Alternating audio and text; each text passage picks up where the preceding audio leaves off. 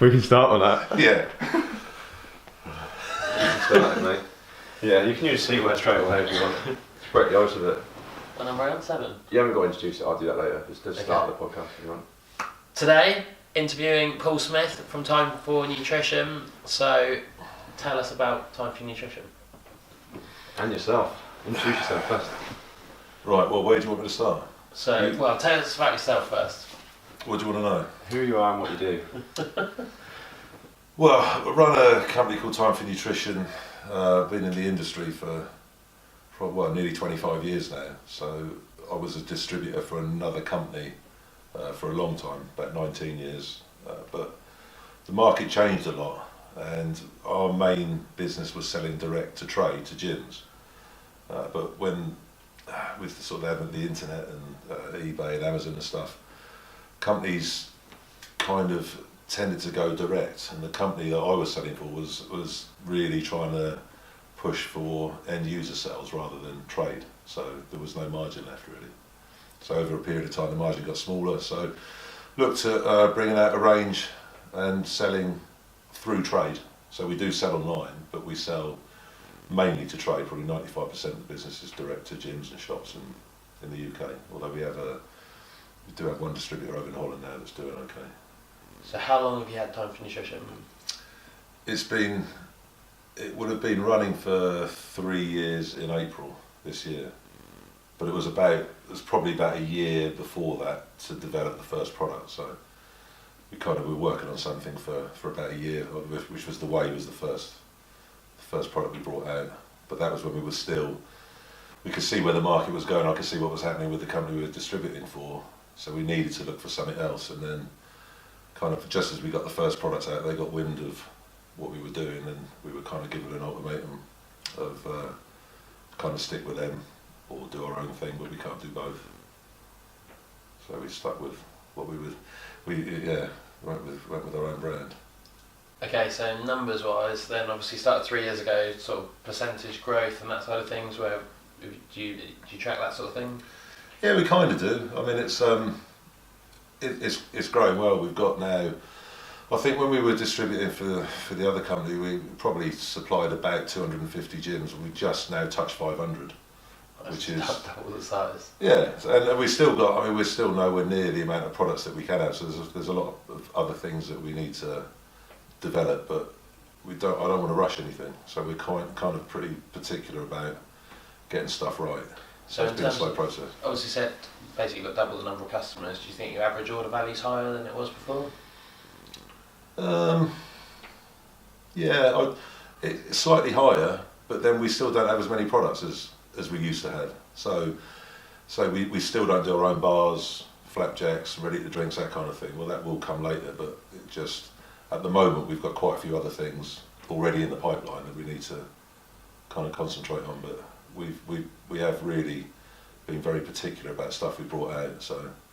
So one of the things we touched on in the last video was, I think, the way you have grown your business and the way your sort of route to market that you mentioned is very different to how other people do it. So talk us through how you came up with the idea and sort of your strategy and what's enabled you to have twice as many customers as you had when you were selling for someone else.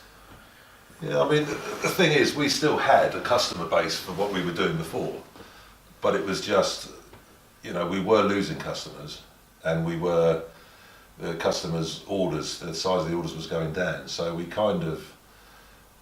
it was annoying because we were literally getting complaints every day from gym owners who like dealing with us because we give a good service and stuff, but there wasn't enough margin there. So we were always getting customers ringing up saying, "Oh, I've had someone come in, they can get it cheaper from whatever website," or that kind of thing. So that was ongoing. So the idea to start with was just to bring out a couple of key products for the sort of lines that we were really having problems with on pricing. But obviously when we were given an ultimatum, all of a sudden overnight we went from having a full brand to, we had one product in 3 flavours, that was it. So we had to kind of really try and get some other products done pretty quick. We had some stuff already in the pipeline which we needed to bring forward, but if you look at where most companies have gone, which is via websites, so for us to kind of compete with some of the really big companies would be expensive and quite difficult. But there just seemed to be a gap in the market because we already had, 250. It was dwindling, so we were probably down to about 200 trade accounts when we finished. But as soon as we had new product, as soon as they tried the product and they know that the taste was good, the quality was good, everything else, and there was a margin for them, then you could see which way it was going to go. So, looking at your business and talking to you before we started this, it seems like there's a couple of things that you've absolutely nailed in terms of the end user is ultimately, somebody who's into their fitness or sport or whatever it is. But they obviously need somewhere to train, and I guess most people train in a gym of sorts. You sell mainly to the gyms, so that they get a profit margin significantly higher than they do from most other suppliers. The end user still gets their product, and what is it, do you think, that differentiates your products from others? You mentioned flavours and that sort of thing. Yeah, I mean, what we did from the start, we kind of partnered up with a flavour house in Italy. They specialise in flavouring kind of ice creams and stuff like that. So we use a contract manufacturer over here for blending. So their kind of their expertise is blending, but their expertise isn't flavouring. They can flavour stuff for you, but it's kind of, if you go to a flavour house, that is what they specialise in, just doing your flavours. So we kind of approach them. We'd send them base, which would be all the ingredients minus any sweetener and flavours and colouring and stuff, and they'll work on kind of different flavours. So we had, from the first batch, I think we started with about 20 different flavours and narrowed it down to just 4. We've subsequently had another flavour come out, so we only got 5 in the way. But when you look at some companies, they've got 20, 25 flavours, but most of them are crap. They're just not that good. And I think there's no excuse for having bad flavours now. So obviously, like when I was at school, we always used to buy high street sort of protein powders, and it was literally chocolate, vanilla and strawberry. So what was your first 4 flavours? Raspberry Ripple ice cream, vanilla coconut milk, creamy toffee pudding, and double chocolate mousse. And what was the 5th one? The 5th one, that we had chocolate peanut butter, which we were going to do that first, but we couldn't get it right. So that one came in later on. But our kind of take was if you go into a gym and you've got the choice of chocolate, vanilla, strawberry, or you've got creamy toffee pudding, vanilla coconut milk with real coconut pieces, you've got to pick one of them. Just to see what it's like. It's a bit more exciting, Did Plus it take you a while to get those flavours as good as they are?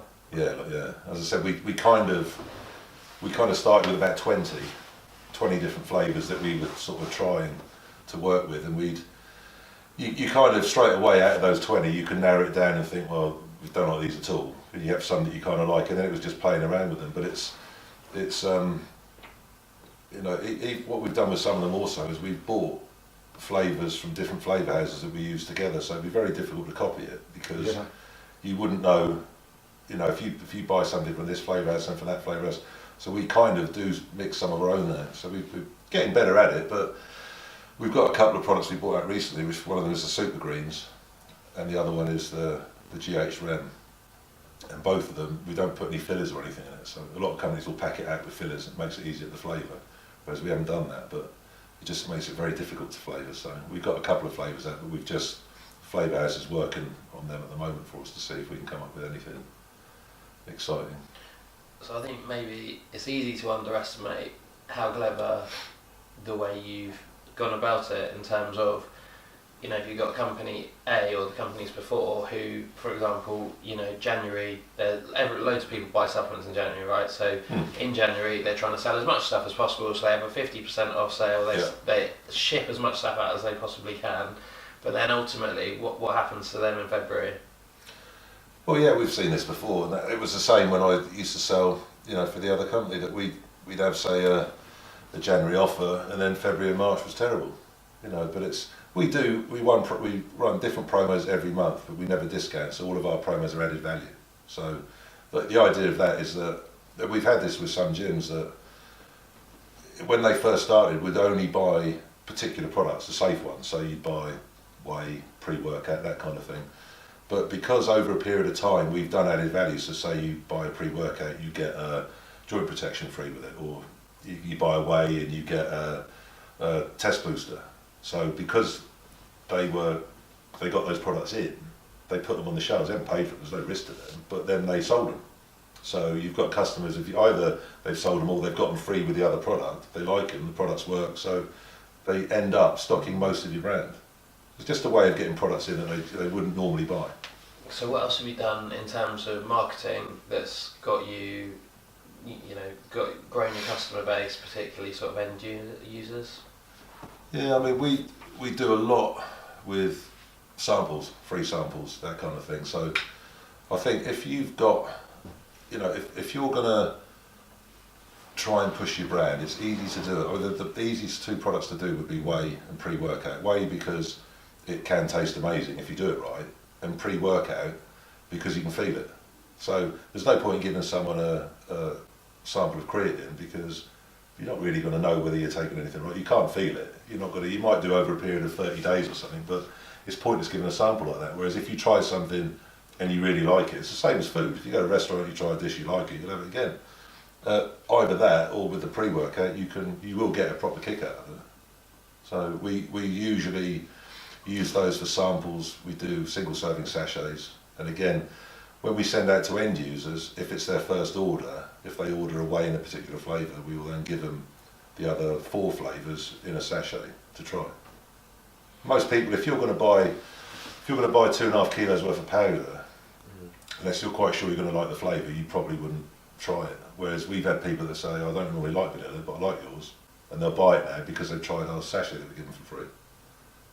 But we normally do that in the first order, or we'll give them, if we've got a new product that we got a sample of, then we'll put a sample of that in. But we want to be a little bit careful because what we don't want to do is give free stuff out with every order because, in a way, they may be buying through the gym, so we don't want to offer a better deal than we offer they can get through the gyms. So we try and really support our trade customers. A lot of companies are pumping a lot of money into athletes and they're using them as marketers, like Instagram influencers. Yeah.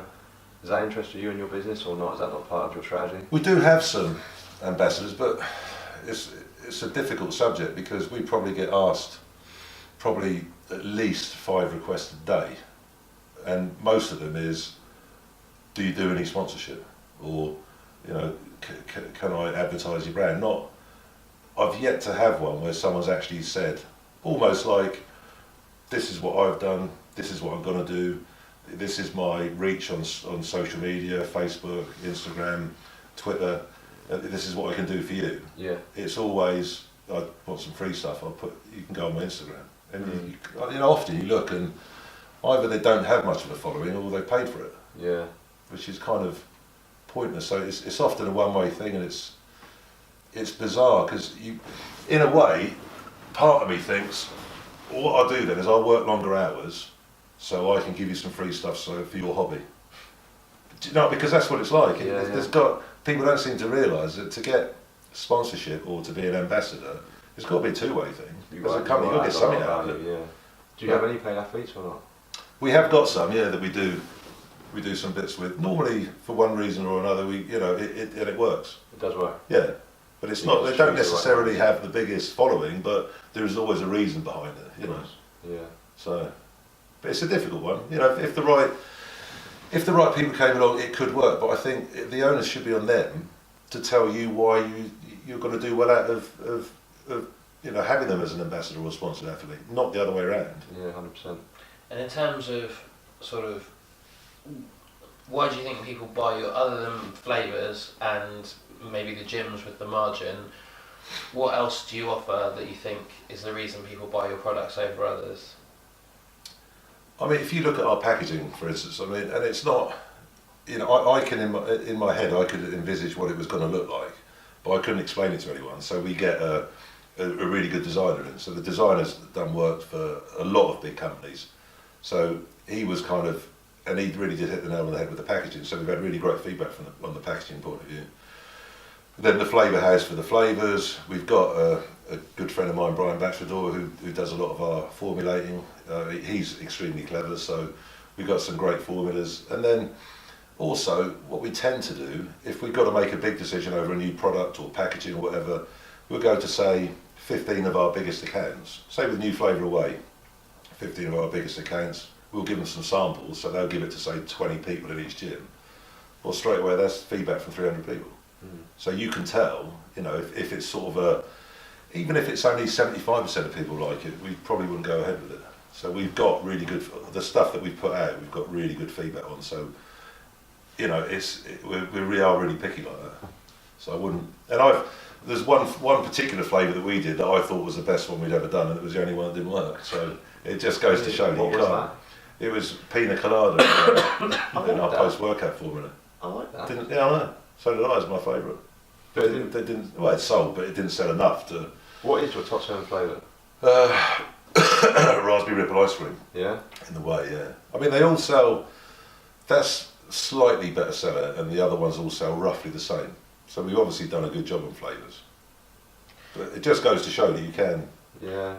You know, I thought we did the way that worked in the vanilla coconut, and then to do the recovery, we put some pineapple in it.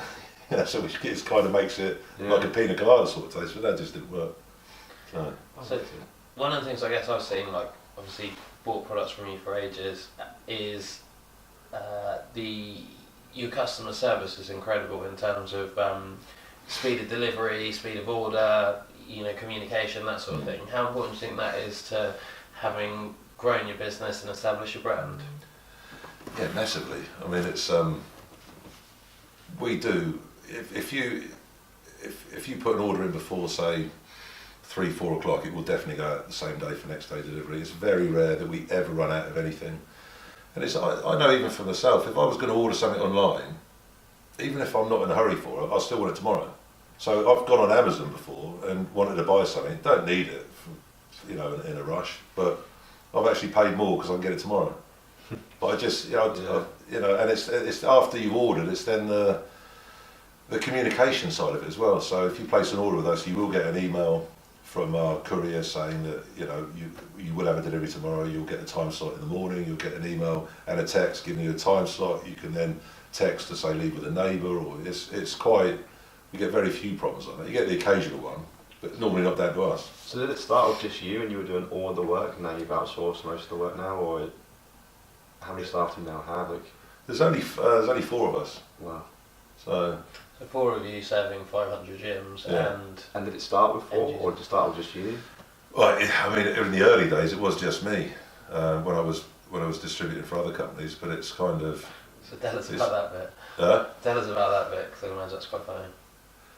Yeah, I mean, when it first started, really, it was back in the before kind of internet and stuff like that. So nothing was being sold online, and it was just done by mail order, which was good in a way because we only really sold, a lot of it was to end users. So the markup, obviously, if you're a wholesaler to end user, was very good, and everyone bought from, you had to buy from your area because it was kind of, it wasn't like the internet now where you can go online and look and buy something from Scotland the same as you can up the road.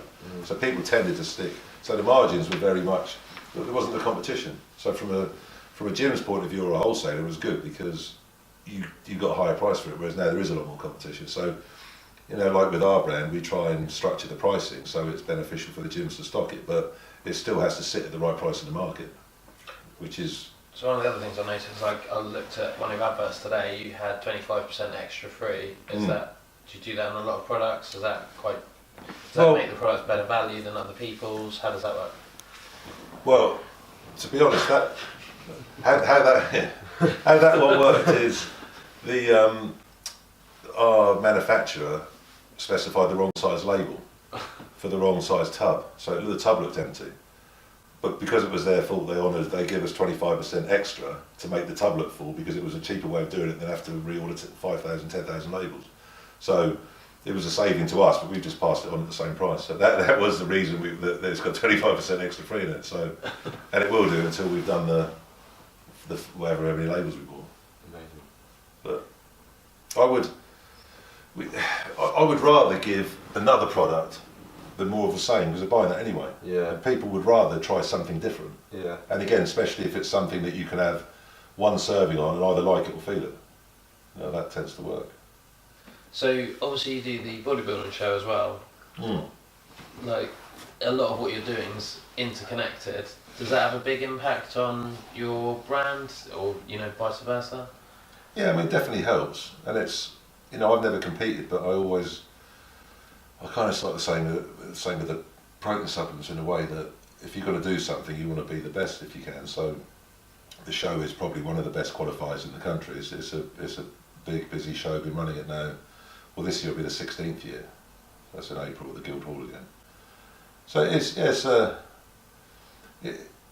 does help the business, and in a way it helps because it's good for your name. Do you know what I mean? And it kind of, I mean, I've always pushed Time for Nutrition. I've never pushed it as, or tried to kind of push my name out there, but it helps that people, gym owners especially, it's another way of kind of getting in there. And if you contact a gym and they know you because they run the show, you're more likely to get a foot in the door and they'll actually listen to you.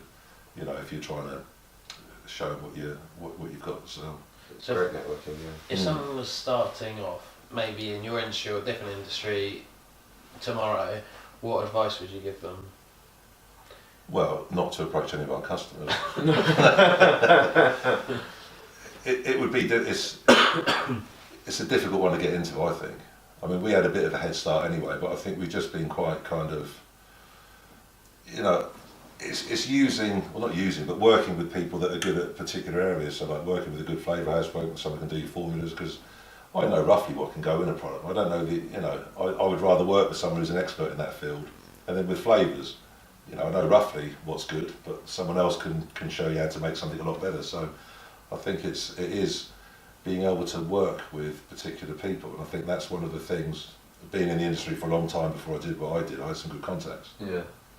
So obviously, I guess one of my questions is, if someone was starting off, what do you think is important in terms of, do you need to know your customers, know your products, do you need to offer something different, is it all about hard work, what do you think is most important out of all the, what stood you in a good stead? And did you have a lot of capital to start with as well? Not right from the start.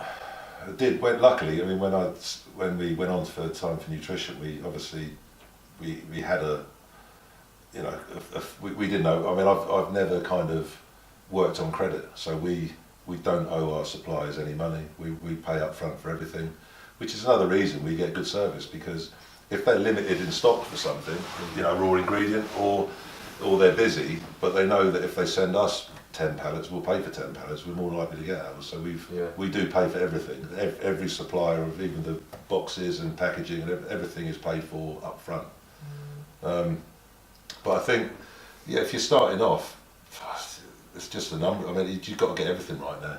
I think you've got to have something, not necessarily unique, but you have to have some kind of unique selling point, because, you know, what I kind of did is, what we were selling before, I would say, look at our best selling product and think, right, if we can make it look better and make it taste better and put it in a bigger size and make it cheaper, why would you buy theirs?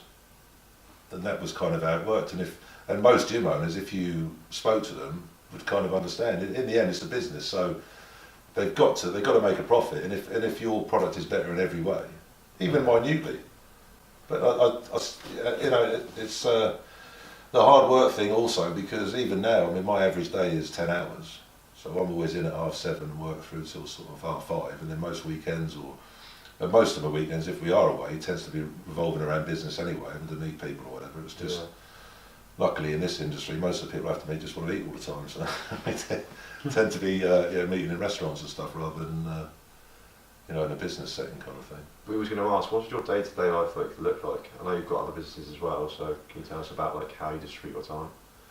Yeah, I mean, I get up quite early, so normally, 3 mornings a week I get up a bit earlier, so we do cardio, because I've showed you we've got a little cardio room here. Nice. So that's normally about 5:15. So only about half an hour in there, and then Kelly makes breakfast. If she's not here, I would just have a protein shake. Really, I can't cook and I can't be bothered really. So, but no, she's good like that. So normally I have breakfast. I'd aim to be in work by about 7:15, and then I'm in on my own. So it gives me a bit of time to, to look at emails and social media, and there's kind of just try and catch up from that point of view. So I do a little bit of that in the morning, and then I try and have kind of a list of things that I definitely have to do every day, and then I try and do them first, because Otherwise, you fall into that trap of, I don't really want to do that, although I know it's got to be done, and then I've run out of time again. So I do try and think, well, the jobs that are either very important or I don't like doing, I try and do them first thing. Because also, you feel better in the morning. Yeah. You know, so it's yeah, it's that, and always cold showers is the other thing I like now. Yeah. So I always, about people taking a cold shower. yeah, and do you know what? You can't. There's no point in doing it for about 30 seconds. I do it for about 4 or 5 minutes afterwards. Like Every morning. Yeah, but I just feel it because I sometimes even after doing cardio, I still almost feel like a bit of brain fog. Yeah. First thing in the morning. Yeah, so I thought that definitely helps. Yeah. Yeah, and I think you get used to it more.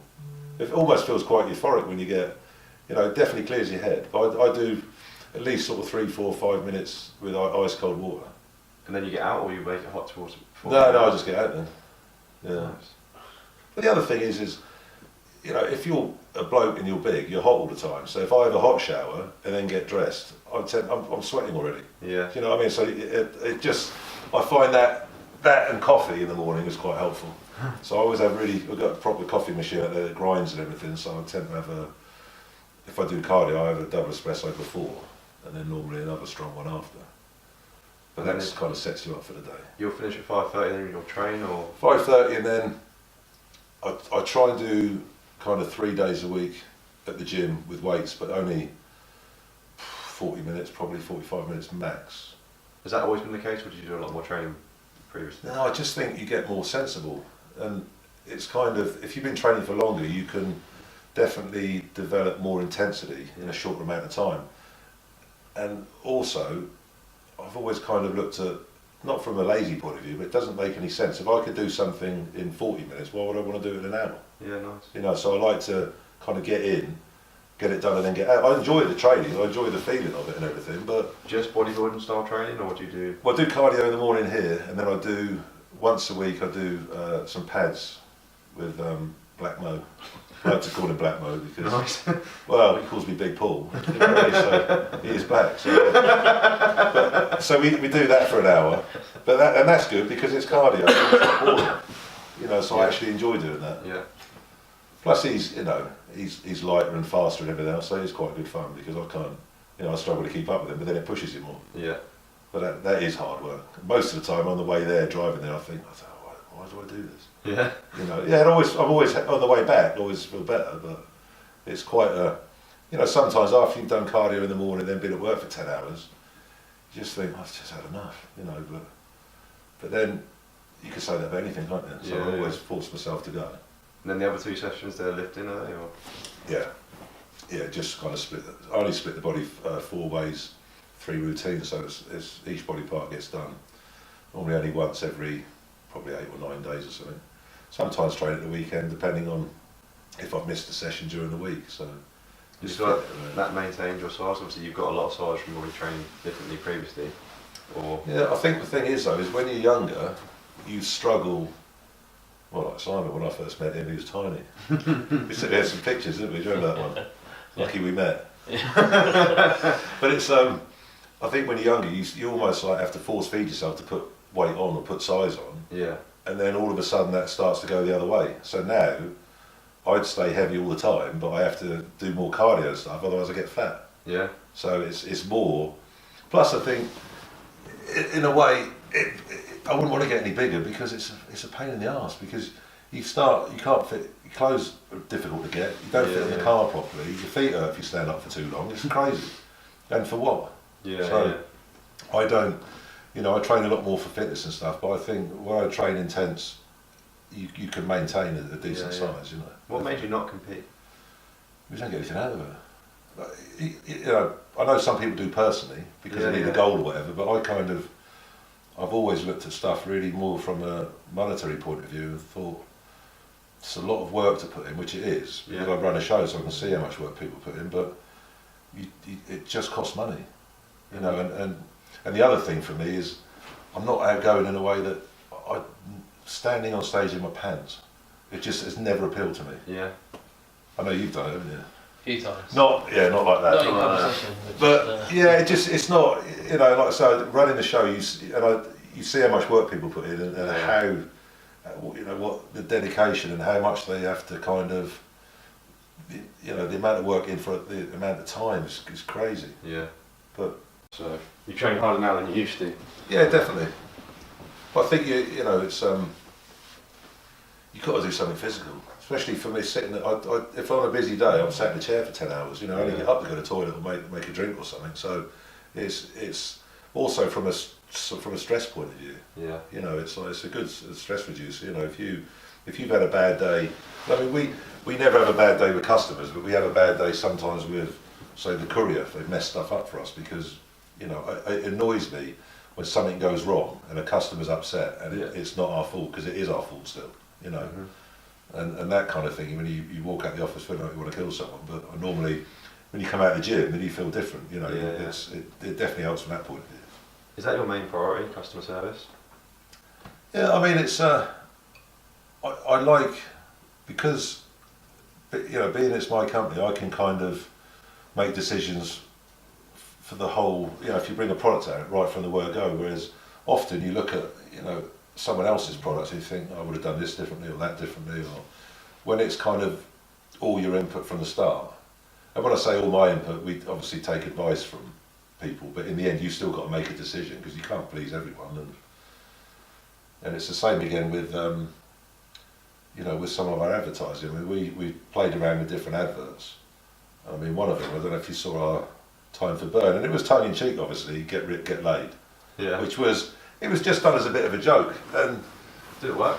Yeah, and this is a funny thing. I mean, some people loved it and some people hated it. Yeah. And I can remember getting someone had bothered to message me on Facebook and said, "This is the worst piece of advertising I've ever seen." You know, it really just kind of rubbished it. But then when you look at the results of the advert, that wasn't the case, because we had much better feedback and we had a much better uplift in sales from that than we had. And I'd said to him, I always respond politely anyway, but I said to him, "What did you think about this compared to the previous advert?" But he hadn't seen the previous one. We probably had, but he didn't remember it. Yeah. But he remembered this one. Plus, do you know what I mean? Your target demographic is lads who want to get rich and get laid, so surely it makes sense to do that. Well, it does, but the other thing is I had a look at his Facebook profile, and I can't remember, say he was a builder from Bolton. Yeah. Well, not taking anything away from builders, because I can't build anything, you know, so I wouldn't then give a builder advice. No, exactly. Whereas you think, if he was an advertising executive or something, I might think, oh yeah, maybe he's got some good ideas, but yeah. Plus, it worked, so it got results. Well, it did, but and I get you've got to be a little bit careful. You don't want to be not taken seriously. Yeah. But you know, we do once a year we do everything. We've done something for what's it called? April Fools, where we done it with we did the whey one and we did chicken tikka masala flavour. You know, we done all the packaging for it and all that, and did an advert for it, and you know, some people thought it was real. Well, in fact, last year we did breast milk, didn't we? Rather than whey. Yeah. So do you have any time management, or mindset things that you do daily, or that you would recommend people to use to get more out of what they do? Or would you read or anything, or? Just doing stuff that I don't want to do was important first.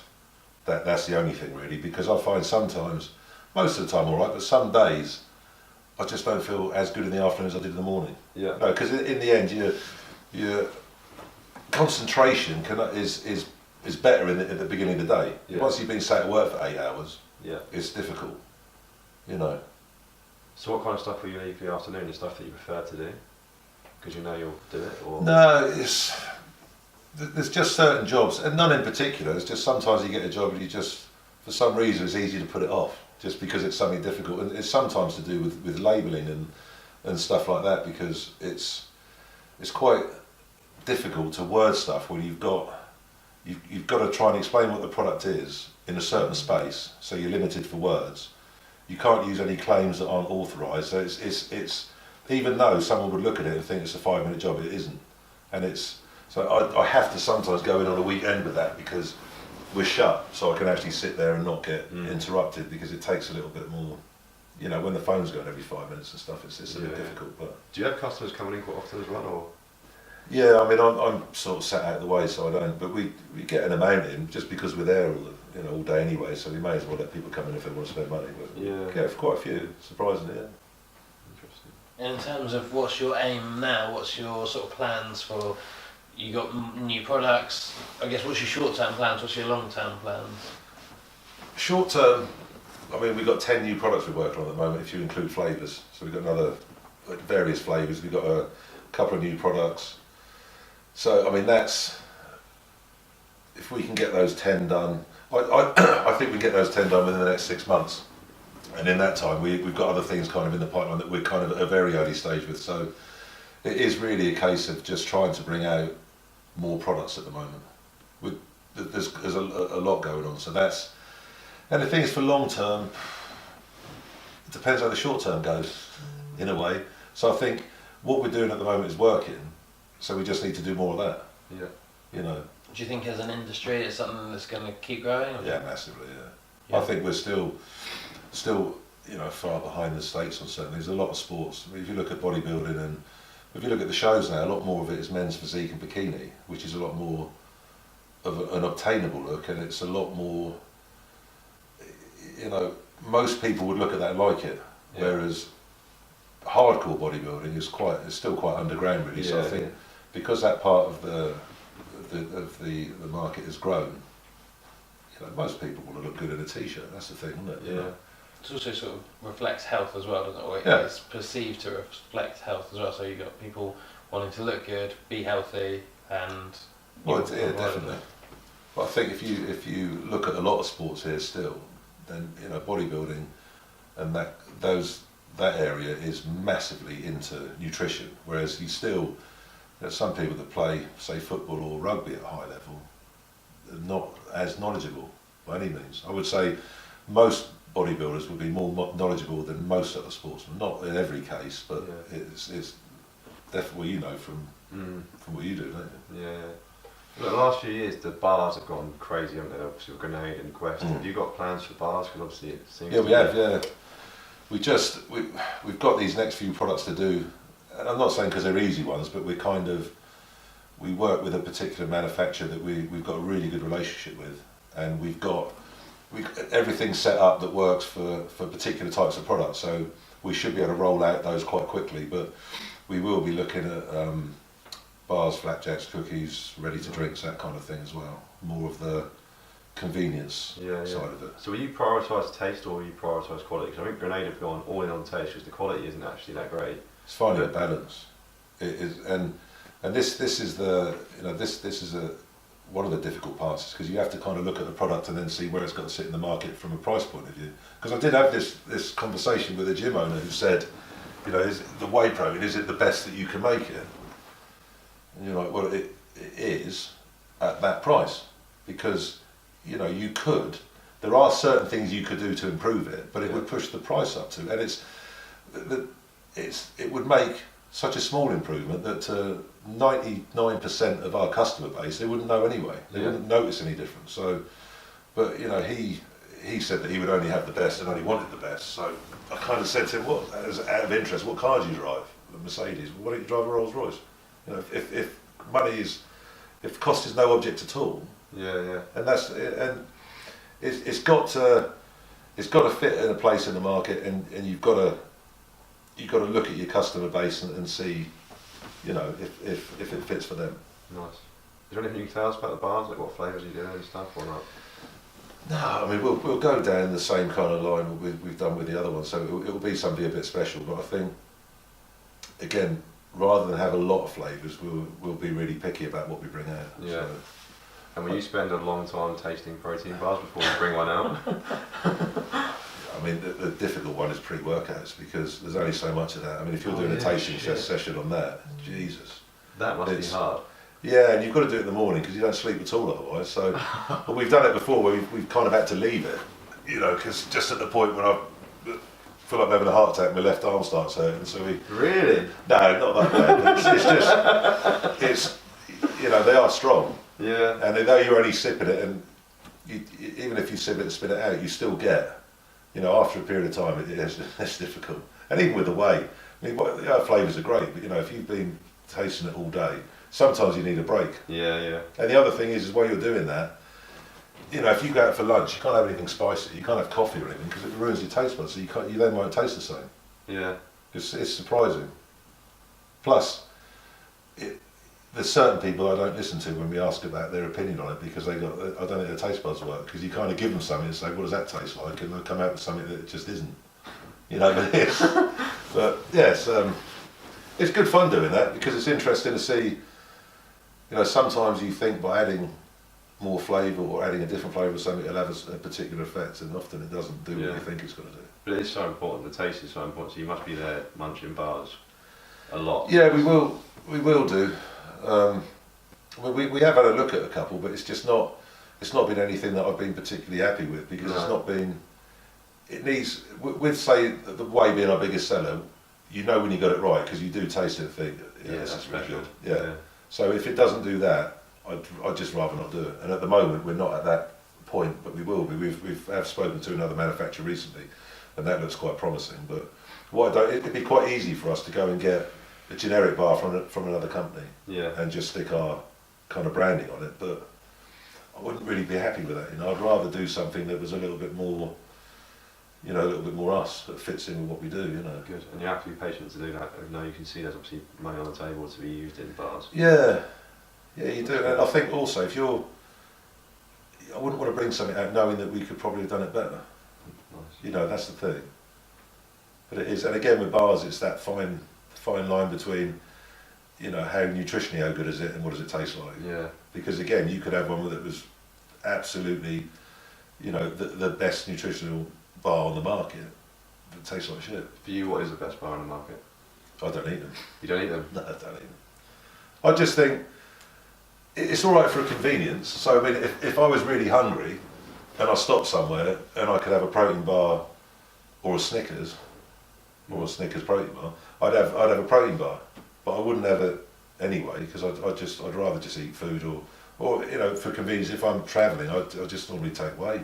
Yeah. If I want some carbs, I might stick some porridge oats in it, or a handful of nuts and seeds and stuff like that. But I've never really. It's not to say I don't like them, because I can taste them, and I don't like a lot of them. No. And we often go to Body Power or Bit the Fibo, and again I'm surprised sometimes with big companies, and you try the bars and they just it doesn't taste like a bar. I think it's like they've almost rushed it to bring a bar out, like you said. Then well, you wouldn't do. Yeah, really. Do you have boots at Body Power and Fibo? No. You don't. Is that well, again, the problem is with that is it's very expensive, and you've just got to give a load of stuff away. So what we would rather do is do more promotions through our trade accounts. Yeah. Because it's not. The other thing, I think, if you're, say, USN for example, and you're, a minute proportion of your budget gives you something that looks like a house for a stand, that looks quite cool. Whether it does them any good or not, it doesn't really matter, because it's such a small percentage of their turnover. Whereas if I go and spend 60 grand on a stand and give away 20 grand's worth of stuff, are we going to see that back in take? I don't think so. Whereas I would rather spend that on bringing out new products or doing promotions or that kind of thing. Because if you give stuff away for free, people will take it whether they want it or not. Yeah. Have you ever been to Body Power? You haven't, you? It's bizarre. I've never. It's like, hey, what's a free shaker? And it's like, you remember when? Yeah. When you used to see the trucks turn up in Ethiopia and they were chucking the food out and it was like a riot. It was like that. Yeah. Who wants a shaker? So your Winning Wednesday thing must be quite popular, is it? Yeah, we run that every week. We need to change that really, just do a different spin on it. But yeah, that gets a good following. So we do that on Facebook, Instagram, and Twitter. But yeah, it's all right. We just need to just freshen it up a bit. We've been doing the same thing for a little while now. But yeah, it gets shared a lot, and you can see that the following goes up slightly. Every time we run that. We do that every Wednesday. How many people you got on your sort of Facebook and social media accounts? Facebook, I think, is around 16,000. I think Instagram's about the same. Twitter's not that high, but I just don't. Is that completely organic as well? Yeah, I don't get Twitter at all. I don't. Yeah. I mean, we do a bit on there, but I don't use it myself or anything. I just don't like it. I don't really like Instagram, to be honest. Facebook, I just think Facebook's more interactive. I don't understand why you'd want to go and look at someone's pictures. So do you outsource the social media stuff, or do you do it No, yourself? we used to. At the moment, we're doing it ourselves. So it will be something. The problem was, the person who was doing it before, it ended up with me giving them all the content anyway. So all I was paying for them was to stick it on. So Yeah. So basically what you're saying is, if there's someone out there interested in fitness and nutrition who thinks they can do your social media, get in touch. well, yeah, that goes for anything though, doesn't it? You know, but you've got to be able to sell yourself, haven't you? If someone could come in and say, right, this is what I can do, this, you know, and give you some sort of things that they're going to actually hit, and reasons for doing it. Yeah, why not? I mean, it's annoying for me to have to do it because it's sometimes, and this is one of the things. Sometimes I get to the end of the day and I think, oh, I've not programmed the bloody Winning Wednesday for tomorrow or something, you know, because we always use Hootsuite for that. Okay. So yeah, definitely. We would do, and we'll have to find someone eventually because it is quite time consuming. I should really spend some time doing other things more so than that, really. So do you do the email marketing as well? Yeah, at the moment, yeah. So you're doing all of the marketing? Yeah. Which is all right. We do get a good response off of it. Yeah. It's just Twitter we don't, but then like I said, I don't. It's just. Did you learn all that yourself, the marketing stuff, or did you read or? Just learned it really. You know, yeah, just just over a period of time. You know, I picked it up.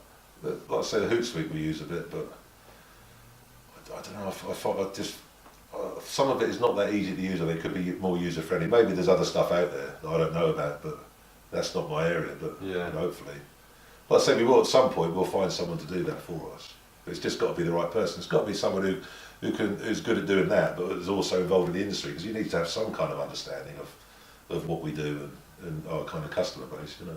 So were you always entrepreneurial, like growing up? Because obviously you run a few businesses and. Yeah, I didn't really know what I wanted to do. I just wanted to just earn money. Really was the thing. So I'd always kind of worked right from when I was at school. Used to work, you know, paper round in the morning, paper round in the evening, and you know, jobs at the weekend and that kind of thing. And then kind of started with the supplements, I think, when I was about 19. But it was a little bit more underground then, so it was you know, selling more so mail order and that kind of thing. So it wasn't really like a proper business, just like a sideline. And then obviously started with property. Well, I think 25 was the first one I bought, and then it was just a good time then, so I kind of saw an opportunity. So I bought quite a few between, I think, the ages of 25 and 30. So that worked well, but it was just a good time. Yeah. You know. And your main strategy was that just buy to lets or? Yeah, it was just buy to let, and I mean, all I used to do is go in and see a letting agent and say, what properties do you need? And then walk over to the other bit of the office where they were selling them and saying, what have you got in, say like Anchorage Park, have you got in Anchorage Park?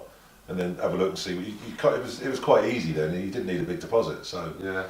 It was mental, that's so simple, but it's definitely not how a lot of people do it. A lot of people, like obviously I own a letting agency, a lot of people will buy what they want to live in, whereas actually they might be the 1% or 5% that want to live in a particular type of property, where what you've done is look at what the majority of people want or need. And what I would do though is I'd always put myself in those shoes. So I thought if I needed a 1-bedroom flat, would I live here? Do you know what I mean? Because no point in living here then saying that, because it wouldn't fit. But if I would always go and have a look and think, if I was looking for a 1-bedroom flat, would I live here? And then just have a look and see but knowing the figures as well, you know. So I'd still look at it like that. But it was definitely easier then than it is now. Yeah. I probably wouldn't buy them at the moment. Well, unless Simon comes up with something amazing. So you basically just meet the demand of the user in every business that you've done. That's why you've excelled so well, and obviously that combined with work ethic and. Yeah, I mean the property one was definitely the easiest, because I kind of, you know, bought one to live in and then bought another one and rented that one out, and it was just. It irritates me a bit because some people say, oh, you know, you were lucky and this kind of. It was just seeing an opportunity, and you know, some people have done it a lot better than I have and have got a lot more than I have. But so, you know, maybe they were lucky. I don't know, but it was kind of. It worked, so I just kept doing it until it didn't work anymore. So now it's a completely different ballgame. So I mean, I'm not particularly highly geared. So I mean, I will be affected by the new tax changes and everything, but it's you know, it still works. Yeah. So basically, in terms of your work ethic, is that hasn't changed? You literally, since you sort of set it up 19, you you've always had the same work ethic, have you? Yeah, I think so, really. Have you got more hungry, if anything? Spent more, needed to earn Yeah, more. just probably, yeah, really. And it's a good and a bad thing in a way, because I think if you go out and do or see nice things, then it makes you want more nice things. So I don't see. I think it's good sometimes to almost go out of your comfort zone a little bit. So, I've got mates that were born and bred in council estates, and that can go one or two ways. I think either you can that's all you can see, and that's all you don't kind of aspire to any more than that. Yeah. But for some people it works the other way, and they get a taste of something else, and it kind of drives them more. So I think, I like going and looking at nice cars and expensive houses and stuff, because I think you've got to kind of want something, or have some kind of. So did you grow up in a council estate, or did you have No, what kind of no. upbringing did you have? No, kind of just a normal upbringing, really, but my mum was always, her side of the family was a bit more, entrepreneurial than. Okay, so it was in the family previously. Yeah, kind of. I mean, my dad was a bank manager, so he was kind of a bit more risk averse, aren't they? So it's like, so in a way, I'd get my mum saying one thing, my dad saying, well, what if you can't rent it out, or what if they don't pay the rent, all that sort of thing, Yeah. So but it's good, because you get a bit of both. You have to have some balance, otherwise you go out and, well, like some people probably did, overstretched, and then when the market changed a bit, everything, went wrong for a lot of people. Yeah. Awesome. So where can the listeners find your stuff? I guess it's Time for Nutrition on social media, and Yeah, Time for Nutrition or .co.uk for the website. obviously you've got some new supplements. Do you want to talk about them a little bit quickly before we go? Yeah, we've got Super Greens is out there, which is a blend of superfoods and greens and stuff. So it's, this country's 5 a day. It's quite low. I think Japan's something like 10 a day. So most people don't even get the 5. It's just an easy way of getting that in. So how many does that get you in? It's One of those shakes. it's difficult to say, because you'd have to actually be able to put that on the label. It's just not straightforward, but It's like a serving of vegetables. it'd be at least 1, if not 2 servings, just out of the one drink. And it's just a nice, easy thing to get down. Tastes all right, It tastes a bit kind of like what you'd expect it to taste like, but it's quite palatable, And it's just very healthy. The other one. Most people need that as well. They don't eat nowhere near enough vegetables, do they? So. Yeah, I don't think it's never going to be a case that you're eating too much, is it? No, it doesn't- people are always doesn't. too lazy. I think it's worth having that there. Well, it is like we talked before, like using, all my food for during the day is I buy in prepped, because it's not, I don't have the time. So That's a really good point, actually. yeah, so I just buy, I can't remember, what's the name of the company I use? I don't remember what it was. Perfect or something? Yeah, something like that. So buy 30 of those, freeze them, take them out the night before, and it's kind of, and that's balanced because I've picked what I want in it. So Yeah. I've got protein source, carb source, and whatever veg I want in it. It's an easy way of doing it. But if I had to come home, I mean I can't cook anyway, but if I had to come and like prepare stuff, after being at work for 10 hours at the gym, I couldn't be bothered. Yeah. So I think it's convenience without eating convenience food. Yeah. So it's doable, and it's not. Probably £5.50, I think, something like that, which is not. Yeah, I think for a meal it's not that expensive. There's cheaper ways of doing it, and I do the other meal. I tend to use lentils and stuff like that. So, but I don't cook them again. I just go in the microwave, so it's quite easily done. But then if you make it convenient, Yeah. So diet it's easy to stick to. something you definitely control, but you don't do it. Go to the point where you spend a lot of time on it. You just make it very practical. Well, yeah, I think it's the same. It's the same with the training, though. I mean, I always think I do a bit less than I think that I need to, because then I want to do it more, and it just doesn't become such a chore.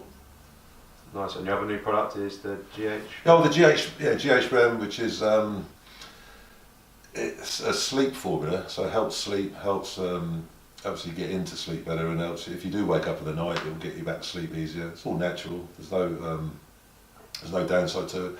Helps stimulate the release of growth hormone, which helps to recover, helps to burn fat. A number of different things. It's been really popular. Yeah. Really, yeah. Do you use it before bed? Does it help? Yeah, I take it Monday to Friday. Definitely notice a difference. Really? Girlfriend takes it as well. Yeah. But it's it's not the best tasting product we've done, but then it's not, when you make a whey or something, you make it so it's like a milkshake. So it is a powder, is it, the GH? It's a powder, yeah. So, but it's only in a little shot. Okay. We don't. A lot of companies will put filler in because it's then easier to flavour, whereas ours is all active ingredient with just some flavour to make it palatable. So, but I quite like it. But you definitely feel it. Because you sell ZMA as well, don't you? So how does that rival that? Because obviously that's also... ZMA we've got within our test formula, Okay. so it's in with other things. So, but then the test and GH is two completely different things. So those two products will work well together. Yeah. Thanks very much Yeah, for thanks very much. having us round and giving us the time. So I really appreciate it. Is it alright I didn't use a C word? You I can use can't it believe we now. used the C word. I can't believe we didn't use the C word. But yeah, everyone go and check out his products because they are the best I've ever tasted, without a doubt. Would you say so too? Yeah. So yeah, thanks mate. And Thanks very much. Very honest. hopefully we'll do another podcast sometime soon. Definitely. And episode of Cribs as well, by the sounds of it, because this house is ridiculous. Right, let's get some food. Cheers mate. Yeah, no worries.